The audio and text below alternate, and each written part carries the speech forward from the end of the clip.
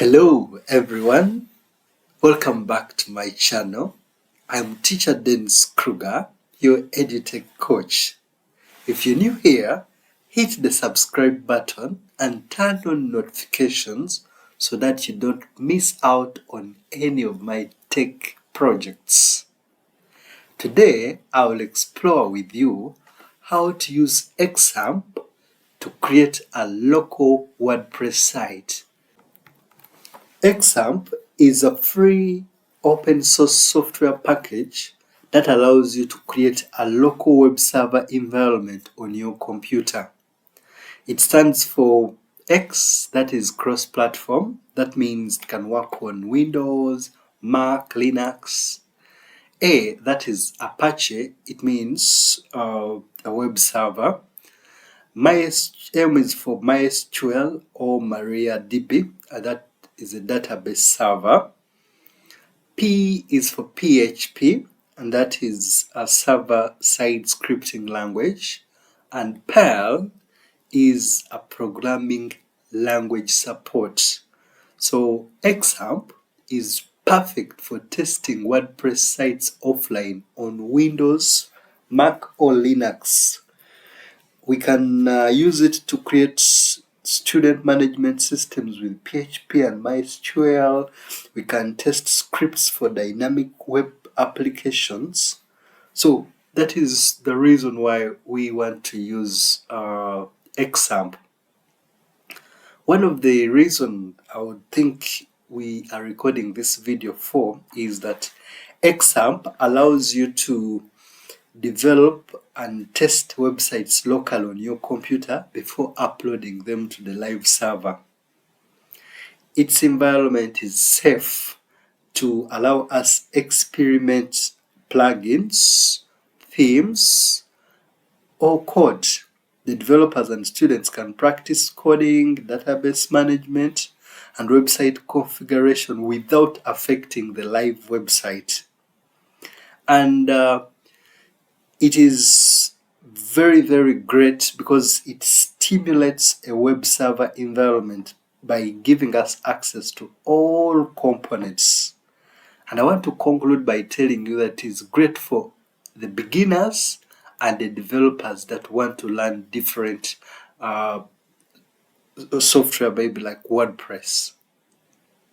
Now, we are going to get in the process. How do we get started with XAMPP? In the very first step, we have to consider downloading XAMPP.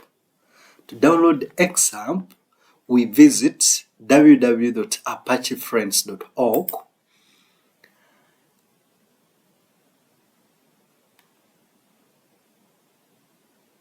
And while on this website, you can see it is cross-platform. We have a package for Windows, a package for Linux, and a package for Mac as well.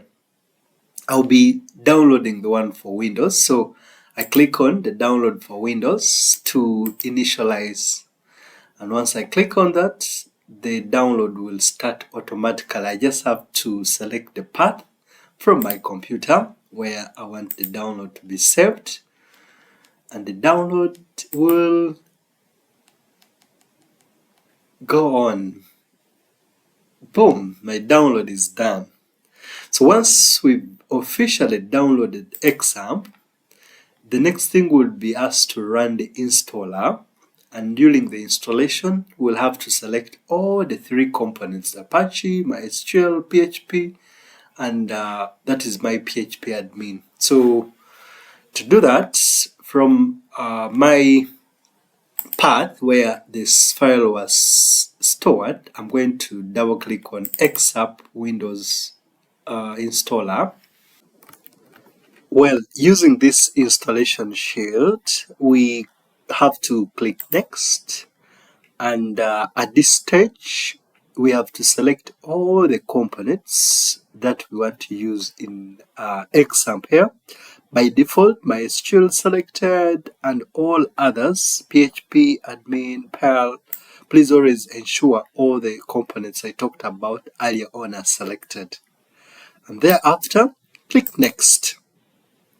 We will save it in the default path here, that is in the root directory, that is in the folder XAMPP. We can leave everything here and then click next. We'll leave the language to English, click next, and click next, and then we will have to wait as XAMPP unpacks the file and does the installation.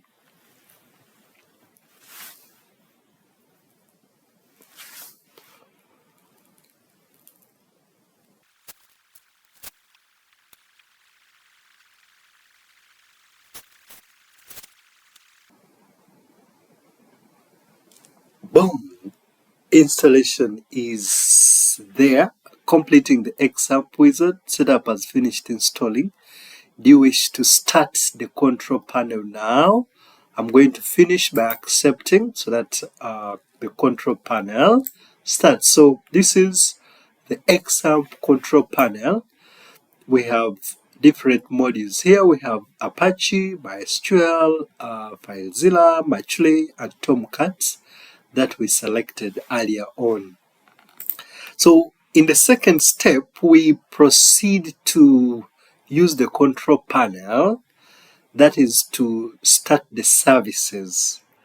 And the services we're going to start include Apache and MySQL, because our goal is to use them to set up a WordPress site. So we'll start the services and then use the admin panel under MySQL to create a database.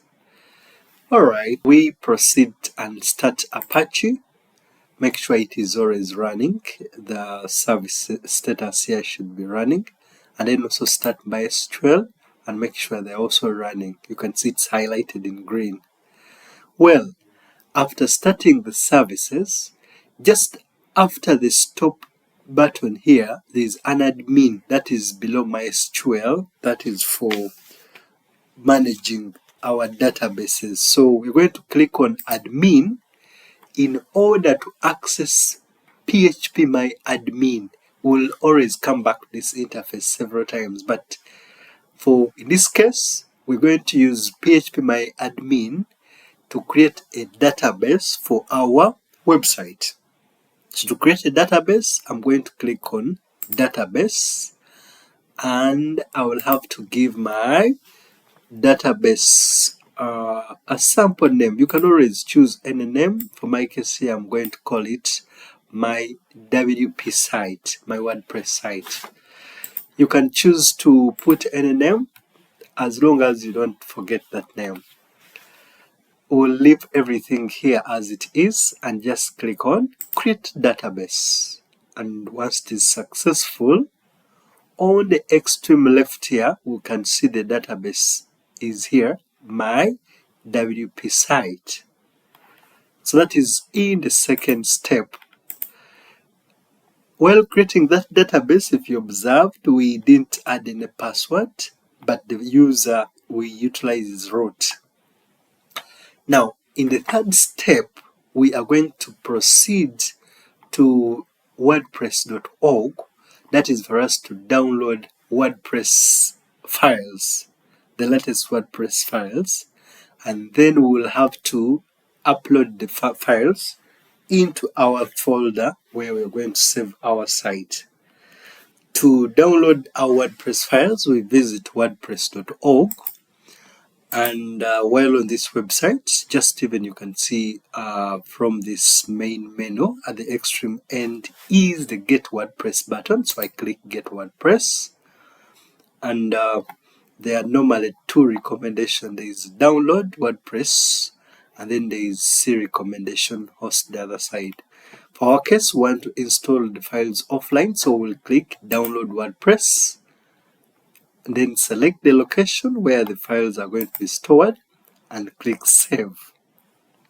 Our files will be downloaded. We can hang on for them to be complete. After we've downloaded our WordPress files successfully, the next step will be unzipping these files to our root folder, where the website is going to be stored. So I will right click on this folder and select extract all.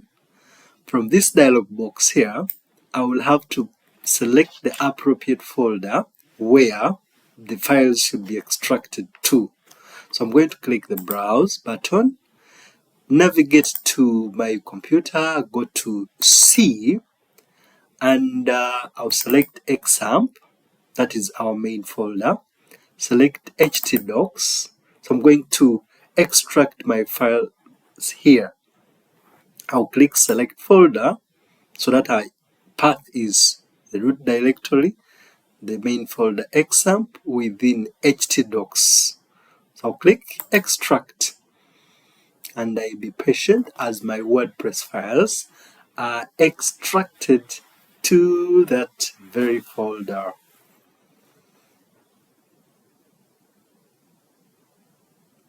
Boom! So the extract is complete, and it has opened the main folder. The folder is in my computer in the root directory C, in the folder XAMPP and htdocs. Now, in the next step, we have to rename this folder that has been extracted to an appropriate name for the site. Remember, we are building a WordPress site, so the name of the site you're creating here is very important. So for my case, I'm going to right click here and rename this to my WP site, my WordPress site, and then press enter. And once that is done, we now have to proceed and install WordPress. To install WordPress, you open your browser. So we create a new tab and then write localhost. Follow it with the folder that has the WordPress files, and for our case, the folder is my WP site. Press enter. In this part, you have to select the language that you want to use in the WordPress. Click continue. So you will receive this message as welcome to WordPress. Before get started, you'll need the following items. You need the database name, you need the database username, you need the password. If by any case you forget this, you can always go back to your XAMPP control panel under MySQL and click on admin for you to be redirected to my phpMyAdmin. If you recall, our database name was my WP site. So while creating this, we used the root folder, the username was root. We didn't add any password anywhere. So if you're sure of the database name, you can now proceed with the installation and click on let's go. So at this step, you now put in the database name that you've retrieved, my WP site. For the username, we'll keep it as root. Database, we'll leave it blank because if you recall, during the creation process, we didn't put the password. The database host will stay as localhost and the table prefix will stay as it is. We can now click submit. Once authentication is complete and everything is correct, we'll be taking this part, and you now have to click run the installation to complete the installation. Well, in the installation, very important is the site title. For our case, we have called this as a sample site. My WordPress site is the appropriate title. You can always put here the title of your website you're going to develop. Then you follow with the username you want to use to log in. I will use webadmin, and then create the password, appropriate password you want to use to log in. After that, you can now proceed, and if you've created it with a weak password, always confirm, but I would recommend you consider creating a good password with all the conventions. So finally, you have to put an appropriate email here, and thereafter proceed and click on installation. So once more, put the title, put the username, add the password, put your email, and click install WordPress. So after that, installation will be complete. And I have a message here: success, WordPress has been installed. Thank you and enjoy. Now, once that is done, you are very successful. The final step is for you to access your site, and you begin either developing, adding customization, maybe adding plugins and themes. So how do we access your website? Very, very simple. To access your website, still using our browser, if I create a new tab, you write localhost / my WordPress site. In other words, you have to write localhost, put a slash, and put the name of the folder which has got the website files, and thereafter press enter. So this is how you can access the front end of your website. In case you want to start designing and adding the customization, it is very simple. Still in this URL, localhost / my website WordPress site, I put a slash, follow with WP-admin. That's how you access the dashboard. So very simple, localhost / my WordPress site /WP-admin, and press enter. Once that is entered correctly, they will redirect you to the login menu, and here you have to put a valid username and password created during the installation. So mine was web admin and this was the password. So I can now click login, and again authentication will occur. If every detail is correct, I'll be redirected to my dashboard. So I can now proceed to design my website by going to appearance, click on themes, add the themes of my choice that I want to work with. I can proceed and add plugins. I can proceed and add pages. Remember, you're working without internet and you don't need it. If you maybe wanted to download perhaps more files, say you want a theme, you don't forget, you head to wordpress.org and click on extend and select themes. That is in case you wanted to look for a theme. So I can go maybe click on block themes here and then find a theme that I want to use. When I've got it, I click on it and then select what? Download, to have the theme added. So meaning every time you will need a theme, you'll need plugins, you'll have to come to WordPress repository here. Go and click on extend, maybe select downloads, rather plugin themes, to have them downloaded to your computer.